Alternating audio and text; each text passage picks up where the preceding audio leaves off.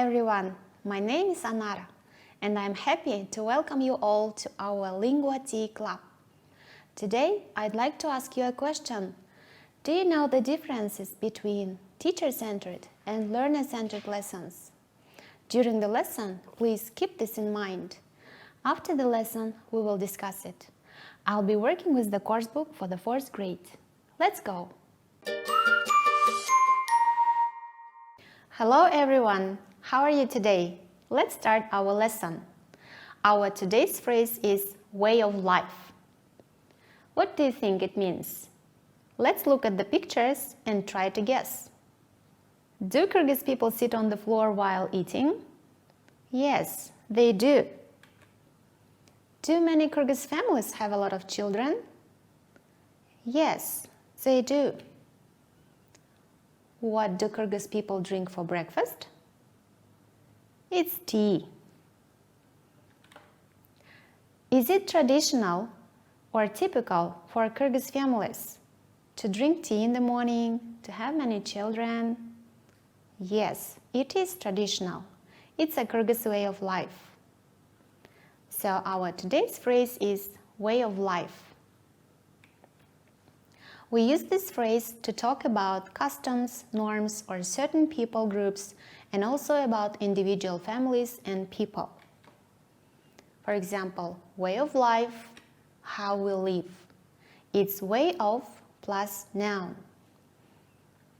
Way of eating means how people eat, sitting on the floor with forks or knives or hands.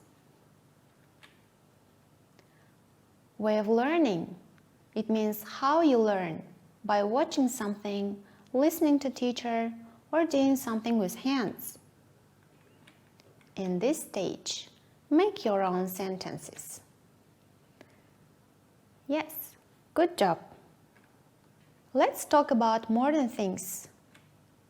It's a mobile phone. How do you use your mobile phones? Do you use them only to make phone calls? I'm sure not. We don't use the telephones only for making phone calls. We use them to take pictures, shoot videos, chat with friends, and play games. What's traditional or typical for Kyrgyz? Kımız or cola? Yes, it's probably kımız. Let's make a sentence. Kyrgyz people drink kımız, but they don't drink cola very often. What about British people? British people don't usually drink kımız. Let's read the sentence. Kyrgyz people drink kımız, but they don't drink cola very often. Okay? British people don't usually drink kımız. So, let's make a negative sentence. We live in a house, but we do not have a pet. Do not is don't. Repeat, don't. Let's remember the structure. We and they is subject. Don't is an auxiliary verb. Have is a main verb. A pet is an object. So we have subject plus don't plus verb plus object. Let's practice and make sentences negative. We have a pet. We don't have a pet. They live in a house. They don't live in a house. They live in a flat. Kyrgyz people sit on the floor while eating. Kyrgyz people don't sit on the floor while eating, but it is a traditional way of eating. So, where do we put the auxiliary verb don't? Yes, we put it between subject and verb. Here is the formula. Look at the formula, write the sentences, and write the formula in your copybooks. Okay, now work with your partner and tell to your friends about your family and find 3 similarities and 3 differences. For example, we live in a flat. We don't drink hummus for breakfast. Okay, do you work alone? No, you work with a partner. What information do you find? Yes, you find similar and different information. You talk about your family. Don't forget. Let's practice. Okay, it's time to discuss together. Now, when someone is speaking, all of you listen to the person, and if the information is similar, you clap twice, okay? If the information is not similar, you don't do anything. Okay, when do you clap twice? Yes, if the information is similar. Good, well done. It's the end of our lesson for today. For your homework, think of the typical day in your life and in your family and prepare a poster about what things you do and what things you don't do. That's all for today. Goodbye. Dear teachers, I invite you to tea time. Can you recall how I started my lesson?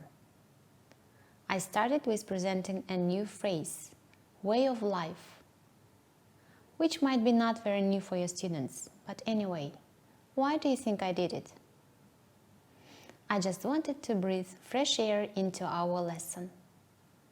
What about grammar? We had some grammar with negatives. For pronouns we and they, students were given 2 names of famous drinks, cola and kumuz. Based on the students' background knowledge, they were supposed to make negative sentences.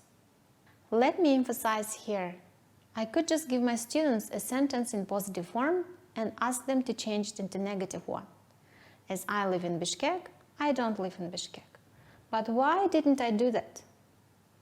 Yes, I wanted to note that presenting a negative form is important to be given in a meaningful way, but not just give the positive form and change it into negative one. It should be given in a meaningful context in comparing some things or activities. Did you pay attention to colors I used in the presentation? They were blue and red in order to catch children's attention to the form being presented. What about the interaction while grammar presentation? Was there only a teacher working? No. Remember, at the beginning I asked you if you knew the difference between teacher-centered and learner-centered lessons. What did you notice in this lesson? Was it learner-centered or teacher-centered? We can judge that this activity was learner-centered rather than teacher-centered or authoritative, because the teacher wasn't the only one who gave the correct answer or sentence. If it was a real class, I am sure the students would be able to give the negative form. Please share with us with your thoughts if you already had taught this class, how you did it. And if you are planning to teach this class, are you going to use any activities from the video lesson? Please share with us how you did it. Going back to my lesson, after I gave the structure of the negative sentence, why do you think I just didn't repeat the sentence and have students copy it into their notebook from the board? Do you remember what I did instead?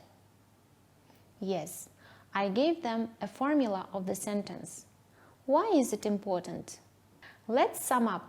Use some phrases connected to your lesson. It helps to lead into your lesson in a more interesting way. Ask your students more questions. Make them think. Keep them focused. Use different colors while presenting new grammar, new structure, and also ask your students to use different colors because it helps to remember the structure better. Always ask questions to check understanding of instructions. And also use some kinesthetic activities to keep your students active, involved, and interested. There are always many ideas how we could engage our students and make them learn efficiently. On my part, I would be interested to learn from you and see how you do grammar presentation. Thanks for joining today. See you.